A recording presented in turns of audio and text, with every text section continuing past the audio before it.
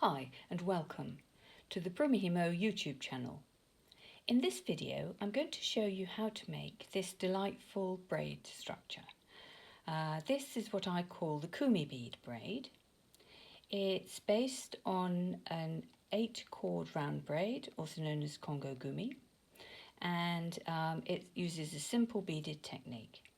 But the great beauty of this braid is that by adding the beads in sections, it gives it a slightly different look. It makes it really quick to make up, makes it really effective, a little bit different, and it's reasonably sparing on beads. So to make this necklace, all you need is some beading cord such as Eslon or Ceylon, and this is the 0.5mm diameter. Tex 210, sometimes known as number 18. And to go with that, you just need some beads. You just need 2 colours, size 8 seed beads, and you just need a couple of grams of each of them. Now you also need some sort of ending method. This is the toggle clasp ending, and I have a video for this, the Kumi-Bead toggle clasp ending, so I recommend that you look out for that. But it's not essential to use that sort of ending. You could also use some sort of glue-in clasp if you prefer. So to make this necklace, the length of my necklace is about 46 centimetres, which is about 18 inches. So if you want one that's longer or shorter, you need to adjust your quantities there. And for my necklaces, I've put in 13 beaded sections. I mean, of course, you could change it. You could have more beaded sections, whereas I've left plain braid for around the back of the neck. Those are just design choices that you make. But I'm going to base this video on the necklace that I've made. And so therefore, the quantities you need for that depend first of all on how you're going to finish it off. So it depends. If you use some sort of ending like this, or a button fastening, you use half as many cords but twice the lengths. If you use some sort of gluing clasp, you would need 8 cords. If you need this sort of clasp, you're going to use 4 cords, but you can use double the quantities. So let's go back to 8. If you're going to do a basic 8-cord braid, you need 8 times 1 metre, which is about 40 inches, somewhere around there. 8 times that. If you're going to use some sort of method where you fold the cords in half, you need 4 lengths of 2 metres or 80 inches. So those are your starting quantities. Now, when you set your disc up, and all you need is your basic round disc, you set it up in the usual way with your cords on either side of the dots, at the top, bottom, and at the sides. Now, if your disc doesn't have dots here, I recommend that you just put a marker there with a dot on. Some discs don't have anything, some discs have north, south, east, west. But this method I'm going to show you is called the dot-to-dot method. So you might as well mark dots on at just under 32, under 8, under 16, and under 24, so that you've got your evenly spaced dots. I'm using this video really is for people who've already done a bit of Kumi-Bead, so I'm not going to go into a great amount of detail about how to braid, but because I have other videos on that. But this is basically 8-cord round braid. And so I've loaded on my cords, and what you need to do first of all is braid for this part here without any beads. So for me this measures about 9 centimetres, which is about 3.5 inches. Let's find the tape measure again. There we go. So about 9 inches, about 3.5 centimetres, something like that.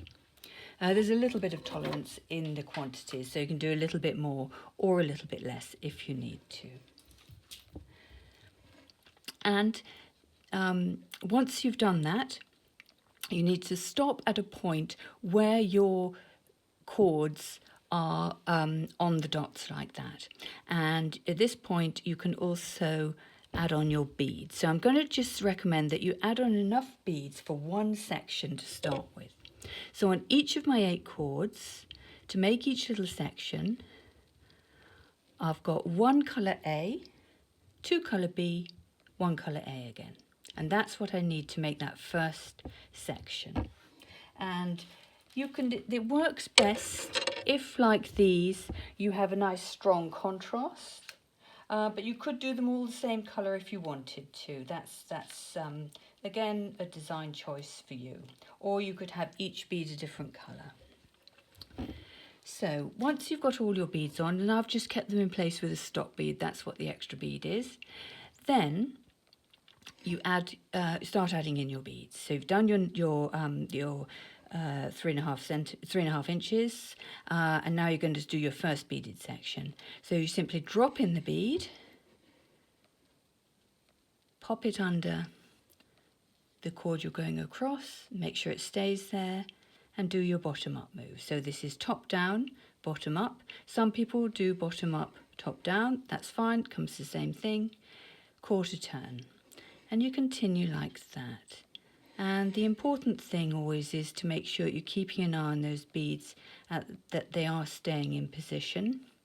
They can quite easily jump away from being under that cord, which will put them not only in the wrong position on the braid, but it turns them round slightly. So you do need to keep an eye on that. So I'm just continuing round. Each time I move a cord, I add in a bead.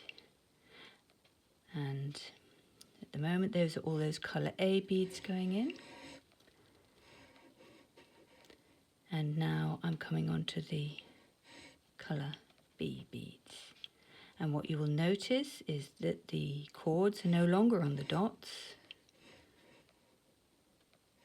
They're moving round towards the next set of dots, and that's why we call it dot to dot. So what this means is I don't need to worry about counting how many moves I'm doing. I just drop in the beads, and when this first set of beads are finished, and my cords are back on the dots, then I know I've completed that first section. So it's just a matter of working rhythmically and carefully, and just remembering to add in a bead every single time you move a cord, just to make that first bead.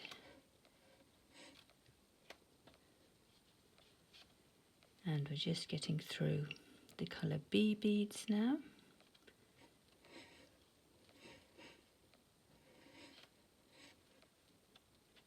If it's your habit to turn in the other direction, that's absolutely fine too. You just do the sort of round braiding that you are used to, and this will work out just fine.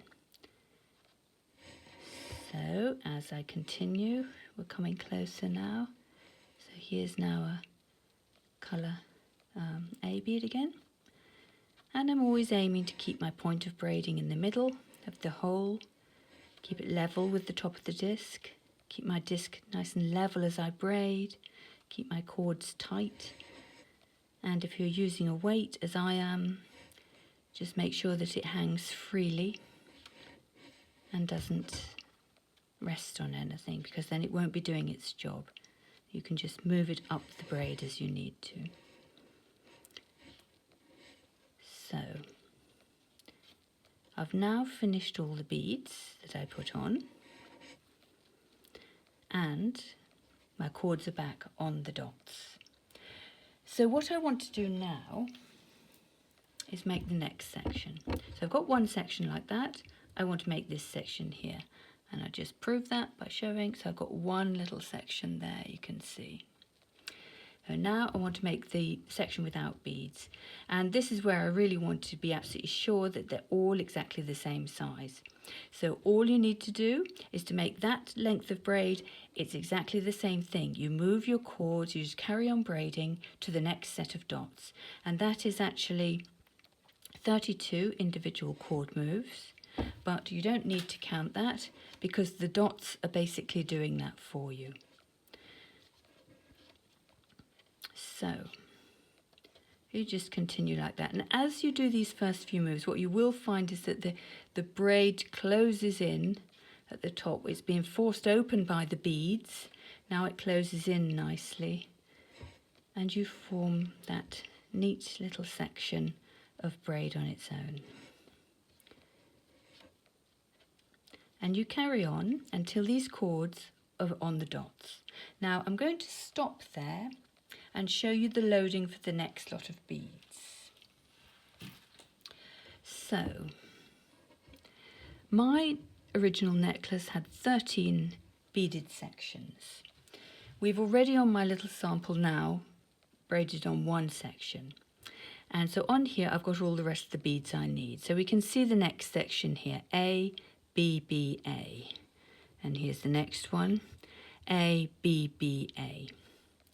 So if I put them all together, here are all the beads I need to add on for the next sections. And that's actually 48 beads. And when you push them together like that, you can see that they actually end up in twos. So what you need to thread on now is 48 beads, starting with an A, ending with an A, and alternating in twos all the way along, starting with 2 Bs. So A, 2 Bs, 2 As, 2 Bs, 2 As, etc. until you have 48 beads. And then when you're braiding, the dots will tell you when to stop. So when you get to the next set of dots, you just braid in your next 4 beads from all 8 cords. But you don't need to count them because you'll be back on the dots. Then to make your next section, again, dot to dot, dot to dot, dot to dot. These look bigger because the beads force the braid open. But this is, from here to here is 32 moves, and this little bit here, from here to here, is also 32 moves. So by following the dot to dot method, you simply continue like that and continue your braid, and then at the other end you do your however much matches up with what you did in the beginning. So in my case it was about 3.5 inches, about 9-10 centimeters, and then you finish off. So that basically is how you make the Kumi-Bead braid. And start and finish it, as I say, it can either be done with a glue-in end, or it can be done with some sort of button fastening, or it can be done with this lovely Kumi-Himo toggle fastening, which you can find out all about in the video, which I have mentioned below in the information below this video. So I hope you've enjoyed that, and I hope you'll have fun with this. I've made a lot of necklaces like that and given a lot as friends. They also make beautiful bracelets, as you can imagine.